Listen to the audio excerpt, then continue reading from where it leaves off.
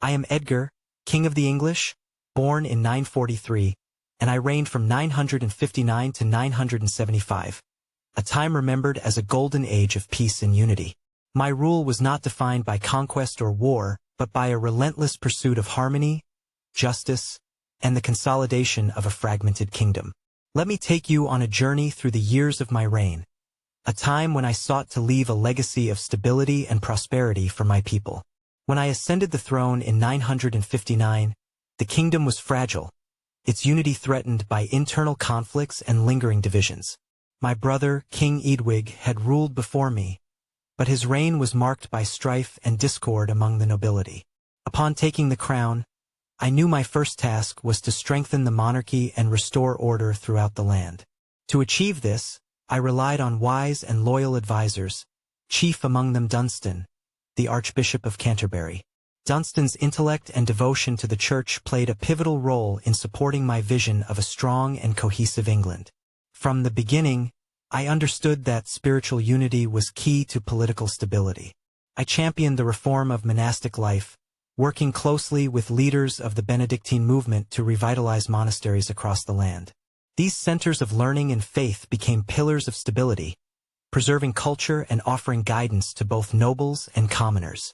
I believed that a disciplined and morally upright clergy could inspire the same virtues in the wider society. My efforts extended far beyond the spiritual realm. I envisioned an England unified not only by faith but also by law and governance. I worked tirelessly to strengthen royal authority and ensure that regional lords and local rulers recognized the sovereignty of the crown. The pinnacle of this vision was my second coronation in 973 at Bath, a ceremony of unparalleled grandeur. On that day, 8 regional kings came to pledge their allegiance to me, a testament to the strength and unity of the realm under my rule.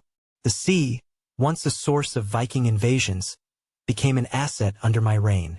I established a formidable navy, which I inspected personally each year to ensure the safety of our coasts and to demonstrate the power of the English crown.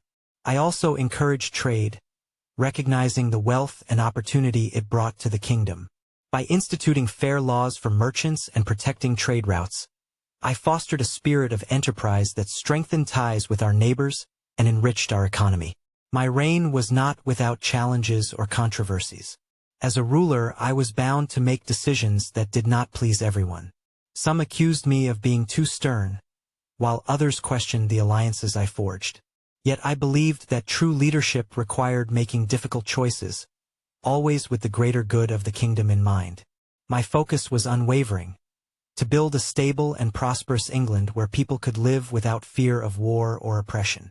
The strength of my rule also lay in my ability to balance power and diplomacy.